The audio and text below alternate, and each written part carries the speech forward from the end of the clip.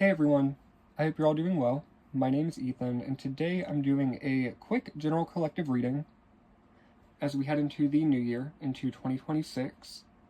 Keep in mind, this is a general collective reading, so it may not resonate with everyone, and that's okay.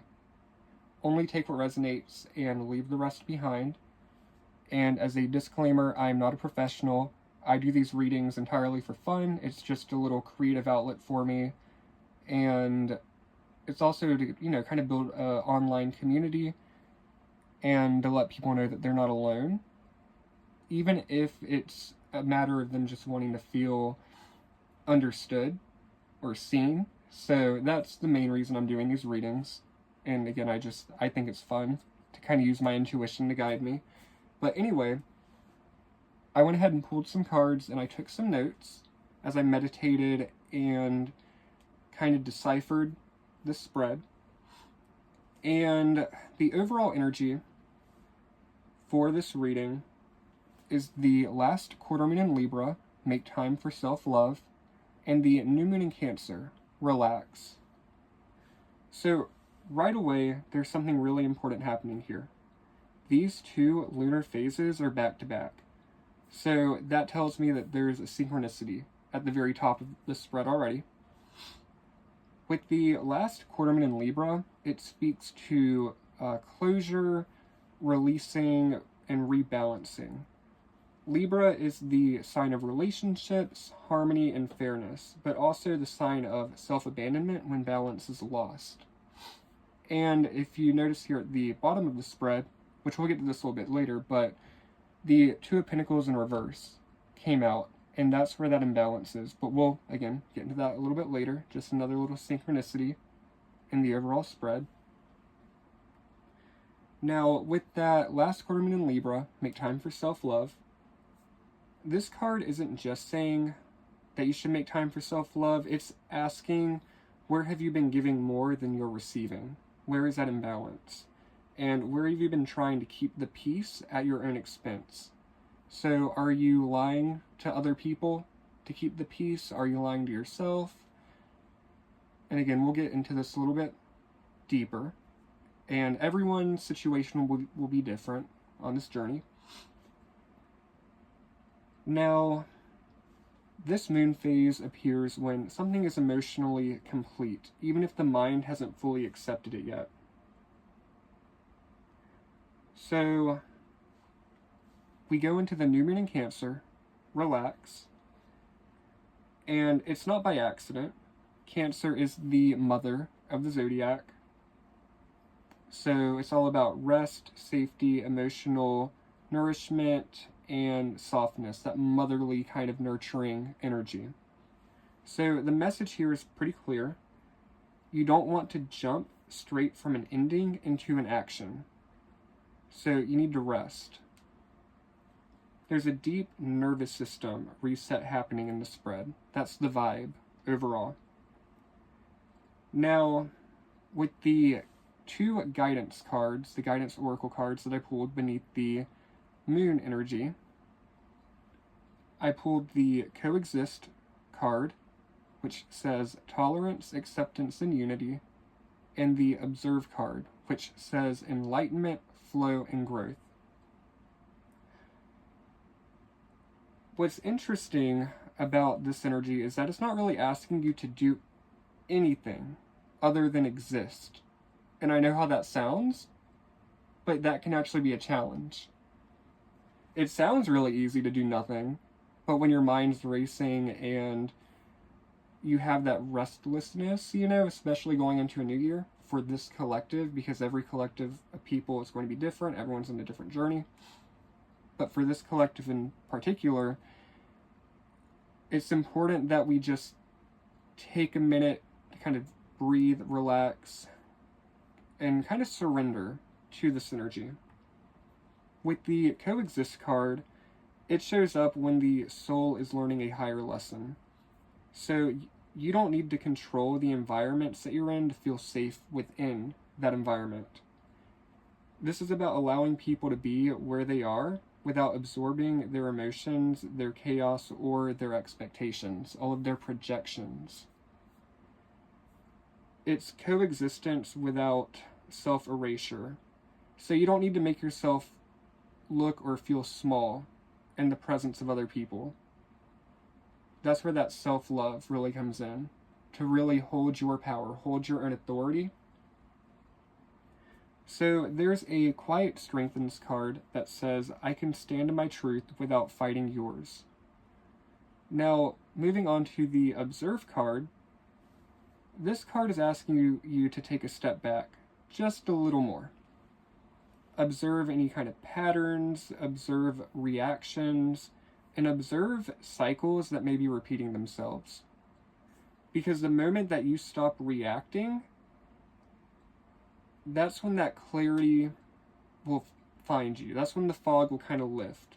When you get out of that survival mode, get out of the hastiness of, oh, I need to hop in, I need to control this, I need to fix this, there's so much happening. Your intuition, your logic, everything within your mind, body, and soul is just going to be out of whack. Now, let's see. With the Observe card, as we go into the overall tarot spread, it matches up perfectly with the Hanged Warden, or the Hanged Man. In this deck, it's the Hanged Warden. And it's because it's all about suspension, delay, and a forced pause, but not a punishment. The Hanged Warden appears when pushing forward would actually create more resistance. So you're being asked to surrender control, not because you're powerless, but because power is returning in a different form. And sometimes I think of the Hanged Warden kind of like kids running out to the playground to play on the monkey bars while their parents, might have a little fight or something. And I bring that up because of the Wheel of Fortune here. So you don't have to do anything other than take a step back and allow fate to play itself out. So again, it's kind of like kids running out, playing on the playground while mommy and daddy work things out behind closed doors. You don't need to absorb all of those emotions. You can take a step back and relax and make time for some fun and play. So with the Wheel of Fortune, this is about destiny, cycles, timing, karma. And with the Wheel of Fortune, you can't really stop the wheel once it's in motion. So whatever needs to play out, it's already in the process of playing out. And as we move over to the Ace of Wands, this is all about a spark of creativity, little seeds being planted in your mind of creative endeavors, your path. But it's not fully expressed yet in this reading, and I'll get into that a little bit more as we continue on with the reading. Next, we have the Emperor reversed. With this overall spread, the Emperor in reverse is telling me that there's a lack of structure. It could be and that could be leading to burnout, control fatigue, and feeling like everything is resting on your shoulders.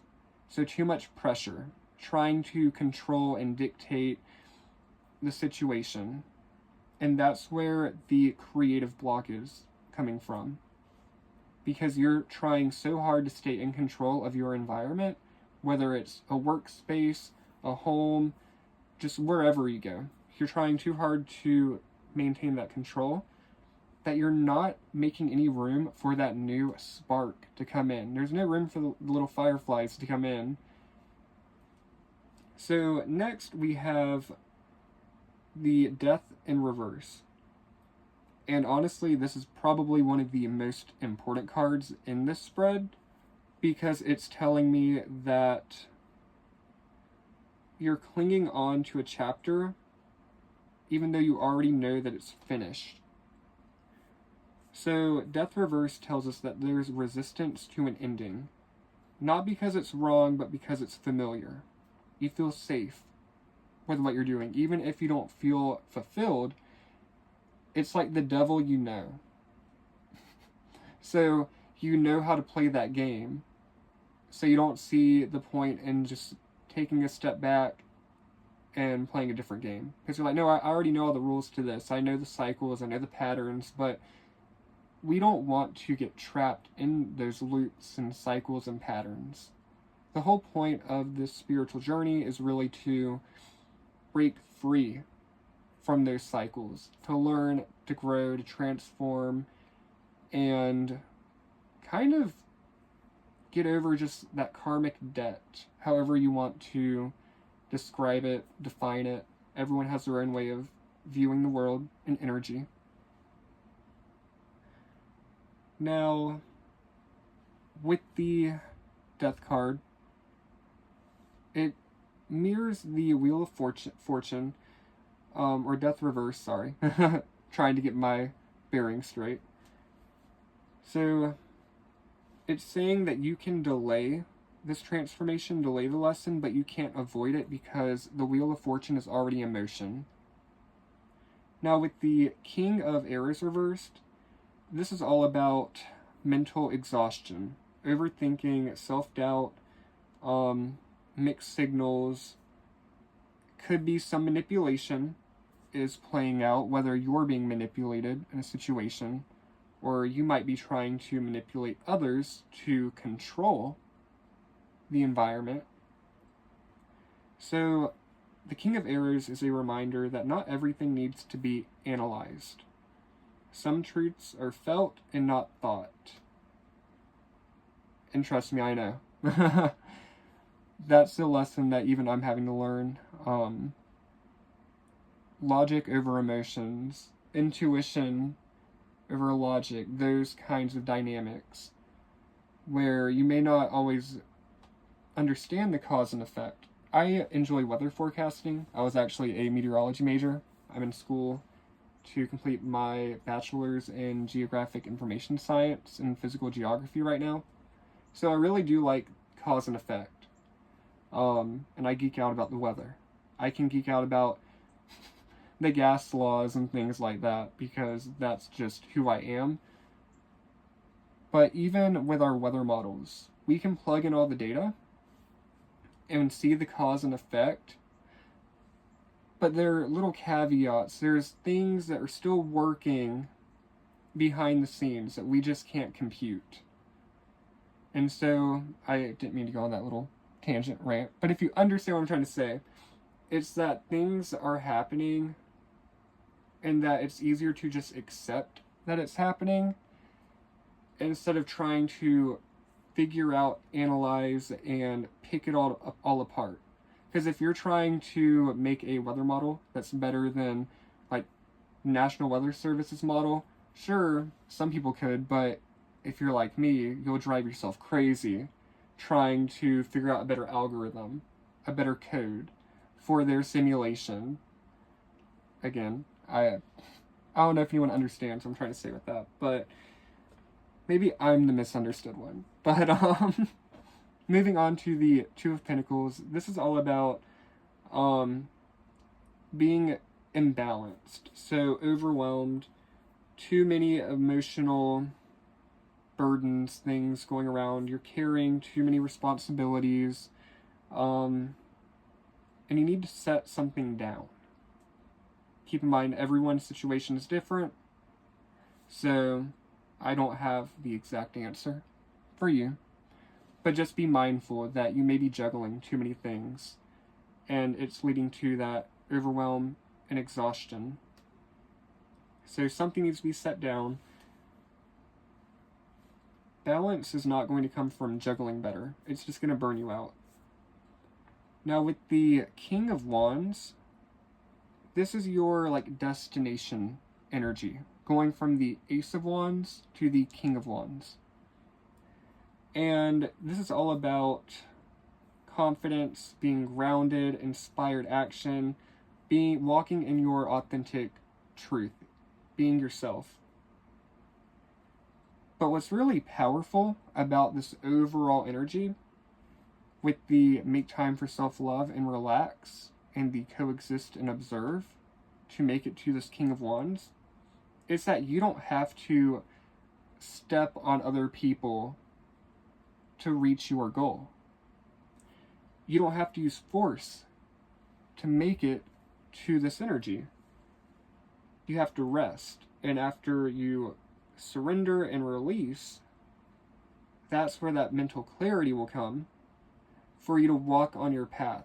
So working smarter, not harder.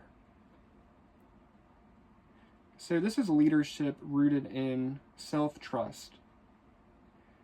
Now, I don't want to prolong this reading too long. I know everyone's busy. But overall, the final message and advice that I wrote down for this spread is that this is a reading about timing. Divine timing, not rushing, not forcing, and not clinging to what no longer serves you. So the advice here is simple, but not easy. Just let endings happen. Don't force it.